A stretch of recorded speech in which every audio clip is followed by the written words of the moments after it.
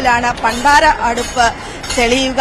ഈ 9 ദിവസം കഴിഞ്ഞ ദേവിയെ കുടിയേറ്റ് കാപ്പ് ചടങ്ങ് കഴിഞ്ഞ അന്ന് മുതൽ ഈ തോറ്റം പാട്ടുണ്ട്. പ്രത്യേകിച്ചും ഈ കണ്ണകി ചരിത്രത്തിലെ പ്രധാനപ്പെട്ട ഭാഗങ്ങൾ ദേവിയുടെ ജനനം, അതുപോലെ തന്നെ ദേവിയുടെ വിവാഹം, കോവലനുമായുള്ള വിവാഹം, അവരുടെ ജീവിതം, പിന്നീട് ഇവർക്ക് സാമ്പത്തിക ബുദ്ധിമുട്ടുണ്ടാകുന്നു. തുടർന്ന് ദേവിയുടെ മധുരാപുരിയിലെ ദേവിയുടെ ചിലമ്പുമായി കോവലൻ പാണ്ഡ്യരാജ്യത്തേക്ക് പുറപ്പെടുന്നു. തുടർന്ന് ഈ ചിലമ്പ് കള്ളനാണ്, ഈ കോവലൻ കള്ളനാണ്, രാജ്ഞിയുടെ ചിലമ്പ് മോഷ്ടിച്ചു എന്നാണ് രാജാവും രാജാവിന്റെ കൂടെ നിൽക്കുന്നവരും പറഞ്ഞു വരുത്തുകയും അങ്ങനെ കോവലനെ അതിക്രൂരമായി വധിക്കുകയും തുടർന്ന് ദേവി മധുര നഗരം ചുട്ട ചാമ്പലാവുകയും എരിയിക്കുകയും ചെയ്യുന്നു. അങ്ങനെ കോപത്തോടെ എത്തുന്ന ദേവിയുടെ കോപം ശമിപ്പിക്കുന്നതിന് വേണ്ടിയാണ് ഈ പൊങ്കാല സമർപ്പിച്ചത് എന്നാണ് പറയുന്നത്. അങ്ങനെ വലിയ വിശ്വാസങ്ങളോടും വ്രതാനുഷ്ഠാനങ്ങളോടും ആചാരങ്ങളോടും കൂടിയാണ് പൊങ്കാല സമർപ്പിക്കുന്നത്. ആ പൊങ്കാല സമർപ്പിക്കുന്നതിനുള്ള എല്ലാവിധ ഒരുക്കങ്ങളും ഇവിടെ പൂർത്തിയായി കഴിഞ്ഞു. വർഷങ്ങൾക്ക് മുമ്പ് നമുക്കറിയാം, ചിലപ്പതികാരം, ഇളങ്കോവടികളുടെ ചിലപ്പതികാരത്തിലെ ഈ കണ്ണകി ചരിതമാണ് ഓരോ വർഷവും ആറ്റുകാൽ ദേവീക്ഷേത്രത്തിൽ 10 നാളുകളിൽ 10 ദിവസങ്ങളിൽ തോറ്റം പാട്ടായി പാടിപ്പോരുന്നത്. അത് വലിയ വ്രതശുദ്ധിയോടുകൂടി 41 ദിവസം നീണ്ട വ്രതശുദ്ധിയോടുകൂടിയാണ് ഈ തോറ്റം പാട്ട് ആശാന്മാർ ഈ തോറ്റം പാട്ട് അവതരിപ്പിക്കുന്നത്. പ്രത്യേകിച്ചും ചേങ്ങില പോലെയുള്ള ഒരു ഉപകരണം കയ്യിൽ പിടിച്ചുകൊണ്ട് 3 പേർ, ഈ കുടുംബത്തിലെ 3 പേർ, അത് പാരമ്പര്യമായി ഇവർക്ക് കിട്ടുന്ന അവകാശമാണ്. ആ അവകാശത്തിന്റെ ഭാഗമായിട്ടാണ് ഇവിടെ വന്നെത്തുകയും വ്രതാനുഷ്ഠാനങ്ങളോടുകൂടി ഈ 10 നാൾ ദേവിക്ക് തോറ്റം പാട്ട് പാടുകയും ചെയ്യുന്നത്. ഏതായാലും ഈ തോറ്റം പാട്ട് ഇപ്പോൾ ആരംഭിച്ചിരിക്കുകയാണ്. ഇന്നത്തെ തോറ്റം പാട്ടിന്റെ ഒരു സവിശേഷത എന്ന് പറയുന്നത് പാണ്ഡ്യരാജാവിന്റെ വധമാണ്. കണ്ണകി ദേവി കോപത്തോടുകൂടി പാണ്ഡ്യരാജാവിനെ വധിക്കുന്നു. മധുരാപുരി ചുട്ട് ചാമ്പലാക്കുന്നു. കണ്ണിൽ കാണുന്നതെല്ലാം ദേവി ചുട്ട് കരിക്കുകയാണ്. അങ്ങനെ കോപത്തോടുകൂടി ദേവി വരികയും കിള്ളിയാറിന്റെ പരിസരത്തെത്തുമ്പോൾ, കുമാരി സങ്കല്പമാണ്, കുമാരിയായിട്ടാണ് ദേവി എത്തുന്നത്. ആ കിള്ളിയാറിന്റെ സമീപത്തെത്തുമ്പോൾ ഒരു തറവാട്ടുകാരനവർ ദേവിയെ ആ കിള്ളിയാർ കടത്തിക്കൊടുക്കുന്നു. തുടർന്ന് അന്ന് രാത്രി ആ തറവാട്ടുകാരനവരുടെ സ്വപ്നത്തിൽ ദേവി സാന്നിധ്യമായി വരികയും അങ്ങനെ ആറ്റുകാൽ ദേവീക്ഷേത്രം ഉണ്ടായി എന്നുമാണ് പറയപ്പെടുന്നത്. ഏതായാലും കുറച്ചു സമയമാണ് ദേവി സാന്നിധ്യം, കുറച്ചു സമയമാണ് ഇവിടെ ഉണ്ടായിരുന്നത്. തുടർന്ന് ദേവി കൊടുങ്ങല്ലൂരിലേക്കാണ് പോയത്.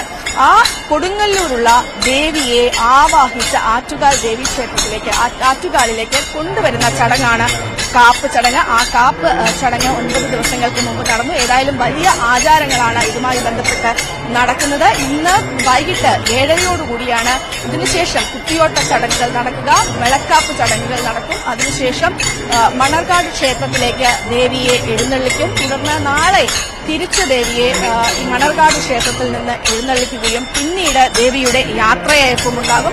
ഈ യാത്രയയപ്പും തോറ്റം പാട്ടിലൂടെ തന്നെയാണ് അറിയിക്കുന്നത്. അങ്ങനെ യാത്രയയപ്പ് ചടങ്ങുകൾ നടക്കും. പിന്നീട് വീണ്ടും ഒരു പൊങ്കാലയ്ക്കുള്ള വലിയ കാത്തിരിപ്പാണ് ഉണ്ടാകുന്നത്. ഏതായാലും 1 വർഷം നീണ്ട കാത്തിരിപ്പിന് വിരാമമിട്ടുകൊണ്ട് പൊങ്കാല ഇപ്പോൾ സമാഗതമായിരിക്കുന്നു. പൊങ്കാല ദിവസം സമാഗതമായിരിക്കുന്നു. നിരവധി ആളുകൾ വ്രതാനുഷ്ഠാനങ്ങളോടുകൂടി നിരവധി ഭക്തലക്ഷങ്ങൾ ഈ ക്ഷേത്ര സന്നിധിയിലേക്ക് കടന്നു വരുന്ന കാഴ്ച നമുക്ക് ദൃശ്യങ്ങളിൽ കാണാം. മണിക്കൂറുകൾ ക്യൂ നിന്നിട്ടാണ് വിവിധ ദേശങ്ങളിൽ നിന്ന്, വിവിധ ഭാഷകളിലുള്ളവർ. നമുക്കറിയാം, ഈ പൊങ്കാല എന്ന് പറയുന്നത് ഒരു ദ്രവീഡിയൻ ആചാരമാണ്.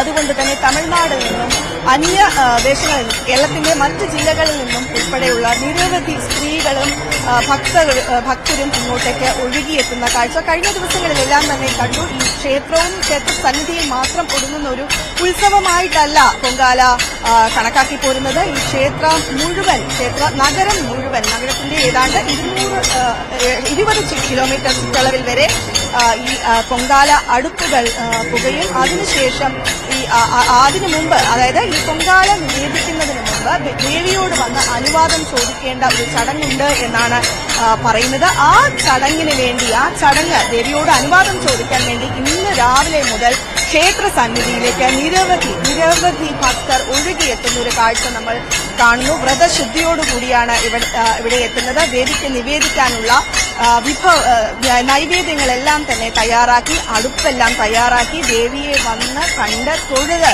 തിരിച്ചുപോയി ഗണപതി വെപ്പ് എന്നൊരു ചടങ്ങുണ്ട്. ഈ പൊങ്കാല ഇടുന്നതിന് മുമ്പ്, പൊങ്കാല അടുപ്പ് തെളിയിക്കുന്നതിന് മുമ്പ് ഗണപതിക്ക് നൽകുക എന്ന് പറയുന്ന ഗണപതി വെക്കൽ ചടങ്ങുണ്ട്. ഈ ഗണപതി വെക്കലിൽ അരി, മലർ ഉൾപ്പെടെ അവിൽ, മലർ, പഴം ഉൾപ്പെടെയുള്ളവ വയ്ക്കുന്നു. അതിനുശേഷമാണ് പൊങ്കാല ചടങ്ങുകളിലേക്ക് കടക്കുക. ഏതായാലും അതിനുള്ള ഒരുക്കങ്ങൾ ക്ഷേത്ര സന്നിധിയിൽ പുരോഗമിച്ചു കൊണ്ടിരിക്കുകയാണ്. നിരവധി പേർ, വലിയ തിരക്കാണ് ക്ഷേത്രത്തിൽ അനുഭവപ്പെടുന്നത്. രാവിലെ അല്പസമയം മുമ്പ് നേരിയ ഒരു മഴ പൊടിയുന്നുണ്ടായിരുന്നു, മഴ ചാറുന്നുണ്ടായിരുന്നു. എന്നാൽ ഇപ്പോൾ മഴ മാറി നിൽക്കുന്ന ഒരു സമയമാണ്. പ്രത്യേകിച്ചും കുംഭമാസമാണ്.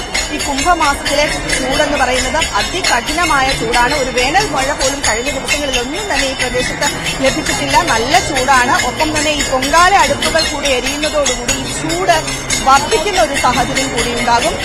ഒപ്പം അതിനുശേഷം കനത്ത ചൂടിലും ഈ കനത്ത വലിയ ത്യാഗങ്ങൾ സഹിച്ചുകൊണ്ടാണ് പലരും ഈ ക്ഷേത്രത്തിൽ ഈ ഒരു പൊങ്കാല സമർപ്പണത്തിന് വേണ്ടി എത്തുന്നത്. അതായത് ഒരു ആത്മസമർപ്പണമാണ്. ഈ വർഷം പൊങ്കാല നിവേദിച്ചാൽ ദേവിക്ക് പൊങ്കാല നിവേദിച്ചു കഴിഞ്ഞാൽ വലിയ ഇഷ്ട കാര്യങ്ങളെല്ലാം നടക്കും, കാര്യസിദ്ധി നടക്കും എന്നാണ് വിശ്വാസം. അതുകൊണ്ട് തന്നെ വലിയ വിശ്വാസത്തോടുകൂടി, വലിയ വ്രതാനുഷ്ഠാനങ്ങളോടുകൂടി, ആചാരങ്ങളോടുകൂടി ഈ ചടങ്ങിന് എത്തുന്ന ആളുകളെ നമുക്ക് കാണാൻ സാധിക്കുന്നുണ്ട്. നിരവധി സ്ത്രീകളാണ് ഈ പൊങ്കാല അർപ്പിക്കുന്നതിന്റെ ഭാഗമായി ഇവിടേക്ക് എത്തുന്നത്. കഴിഞ്ഞ തവണ 5 ലക്ഷമായിരുന്നെങ്കിൽ ഇത്തവണ അത് വർദ്ധിക്കുമെന്നാണ് പറയുന്നത്. കോവിഡ് സമയത്ത് മാത്രമാണ് അതിലൊരു മാറ്റവും മറ്റും ഉണ്ടായിട്ടുള്ളത്. എന്നാൽ ഇപ്പോൾ കാലാവസ്ഥ അതിനുള്ള അനുകൂലമാണ്.